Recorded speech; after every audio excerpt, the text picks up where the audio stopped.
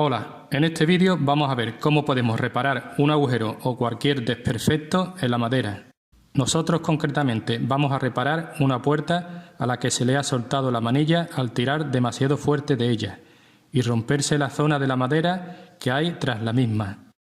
Para ello vamos a utilizar una masilla especial para madera que podemos encontrar en cualquier ferretería.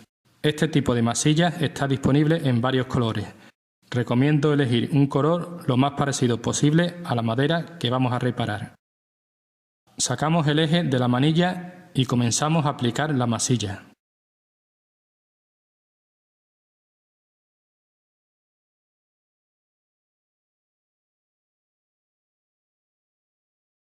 Hasta rellenar completamente la zona. La alisamos con unas espátulas.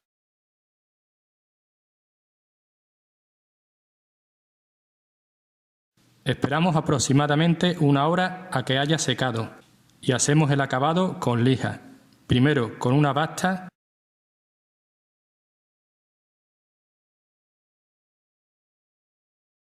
y después con una fina.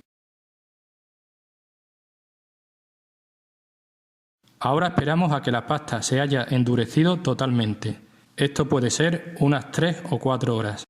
Y procedemos a montar la manilla. Metemos el eje, colocamos la manilla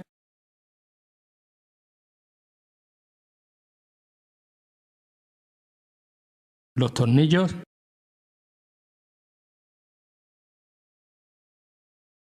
y el embellecedor.